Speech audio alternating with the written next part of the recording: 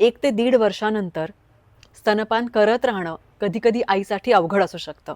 1.5 वर्षानंतर स्तनपान करण्यासाठी नेहाला काही आव्हानं जाणवतात. दीर्घकाळ स्तनपान केल्यामुळे नेहाच्या आरोग्यावरती जर काही दुष्परिणाम होत असेल, उदाहरणार्थ अशक्त वाटतंय, हिमोग्लोबिन कमी होतंय, चक्कर येतेय, बीपी कमी होतंय, अशा काही तक्रारी नेहामध्ये जाणवत असतील, तर मात्र नेहानी स्वतःच्या आरोग्यावर लक्ष देणं गरजेचं आहे. योग्य तो पोषक मूल्य असलेला आहार आणि पुरेशी विश्रांती नेहानी स्वतःहून घेतलीच पाहिजे.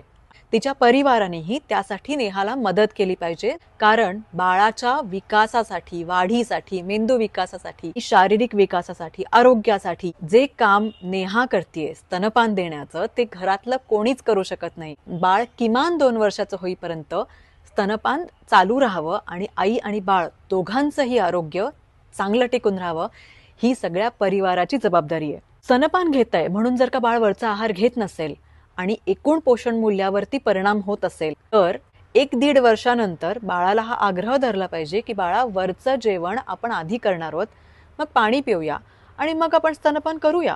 1 वर्षापर्यंत आधी स्तनपान आणि मग वरचा आहार असं तत्व असतं, आणि 1 वर्षानंतर आधी वरचा आहार, पाणी आणि मग स्तनपान असं तत्व अंगीकारलं की हा वीनिंगचा, स्तनपान कमी करण्याचा प्रवास सुरळीत सुरू होतो.